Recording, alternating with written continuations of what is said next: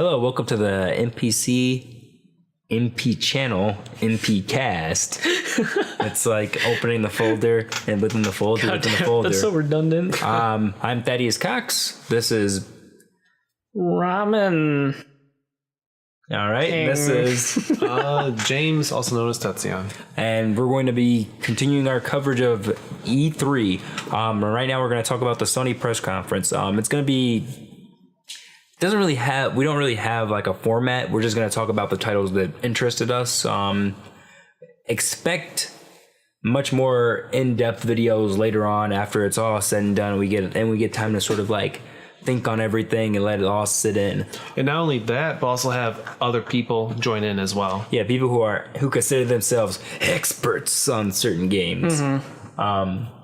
This list is going to be a lot smaller than our Xbox list, and there's a link in the description or an annotation to find that video. Hopefully. This is going to be a lot less because a lot of indie titles were just announced during the Microsoft conference, so Sony really didn't have that much to show that interested me, and I don't think they interested you that much as well. Not really. They'd probably interest the other guys more. They could have done a lot better with their selection of games. Yeah, and I mean the big titles we are still interested in, like Metal Gear Solid. I'm definitely interested in that. But Assassin's Creed. They all did their job, but there are other people who'd rather talk about them and have a better place talking about them than us. We're just going to talk about the titles that interested us the most today. So, Infamous First Light. I've never played the first games. I mean, it looked pretty cool. I knew about the first one. I played Infamous 1 and 2. Have not played Second Son yet. I haven't played Second Son at all yet, and it's just because sort of like I get really franchise wary. Like I get like exhausted when games continue to come out, especially some games now. Like Assassin's Creed decides to become like yearly franchises, and that really takes me out of it. And that's sort of what it looks like we're having going on here with Infamous, because just last year I felt Second Son was being announced and it came out and it was cool and everything, and I was like, the trailer for that was really exciting, but not the same way this trailer was. This trailer wasn't more exciting, but it interested me more. It's cool that we're having a female protagonist in an Infamous game, in an action adventure game like this, because usually we'll get them, but not in this kind of game. And so I'm really interested to see like how this is going to work with her and how this actually ties in, because it might be a prequel to Second Son. Maybe it'll work as a better bridge between Infamous 2 and Second Son, and I'm kind of just really interested to see where it goes. I'm interested in jumping back into Infamous because of this. I haven't really played Infamous. Like I said, I've only really heard about it. I mean, the trailer looked interesting to me. I mean, I'd give it a shot. I mean, if you're going to play it, I mean, I don't see why I wouldn't give it a shot.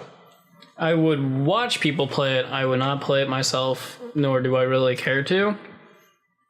Oh, and note, we had to rewatch the end of the trailer like 5 times because I really wanted to hear what she said, because that guy in the shadows, I was like, is that fucking Cole McGrath? Is that motherfucking Cole McGrath? And I just was like, I had to know for sure if it was him or not, and I had to like be like, am I confused? Am I happy? Am I upset? Am I angry? I didn't know yet. I won't spoil any more than that. Go watch the trailer for yourself if you haven't seen it yet. All right, so now we have Grim Fandango. Tim fucking Schafer. My God, Double Fine. This news is amazing.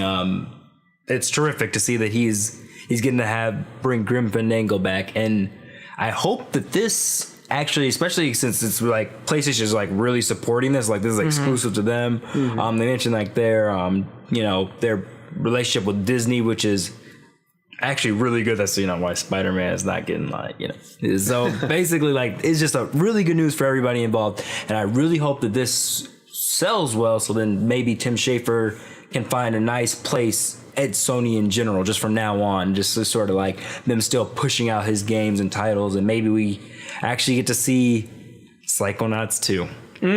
That would be terrific. So let's backtrack just a little here. What exactly is Grim Fandango? Yeah, I personally do not know what it is. It's kind of like not. I don't want to say it's like Sam and Max, but it's kind of part of that same point and click adventure type. Oh, okay. Area. That's pretty cool, then. Gaming. I'm always down for those kinds of games.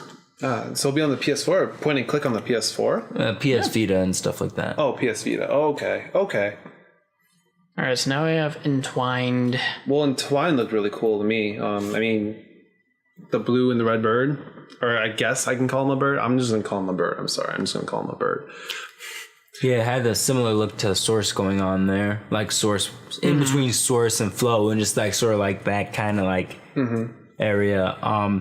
What those games are starting to remind me of actually is like they're like bullet hell games, but in 3D space, and that's kind of neat. So I'd play it. I feel like I could really mellow out to it, kind of like Zen, so to say. And it just seems like a really relaxing and enjoyable game. You're supposed to just let yourself be taken in by the visuals. So it looks really interesting to me. So wait, did the two birds just become one big bird? Was that how it played out, or was it just you turn into like a super bird? I think they become one. They entwine, so to speak. Yeah, they entwine. Dirty. All right, so now we have Ratchet and Clank, the movie. The only reason this is on the list is not because I'm happy about it. I think I'm the only one here with any experience. Yeah, with it. I never played it. I never owned Wanted to play it, PlayStation never before. played it. Okay, I guess this is a theme between all the Sony titles. I'm sort of the only one in the room who has any prior knowledge of them. But anyway, as far as this Ratchet and Clank film goes, I was excited about it the same way I'm excited for the Sly Cooper movie, and the same way I'm kind of like hoping like, hey, why isn't Jack in the movie? You know, do the trifecta, get Jack and Dexter, and then that'd be beautiful. But with this, Rainmaker is doing the movie, and I just want you to go on Wikipedia and I want you to look at their track record and just let that sink in. Did you do it?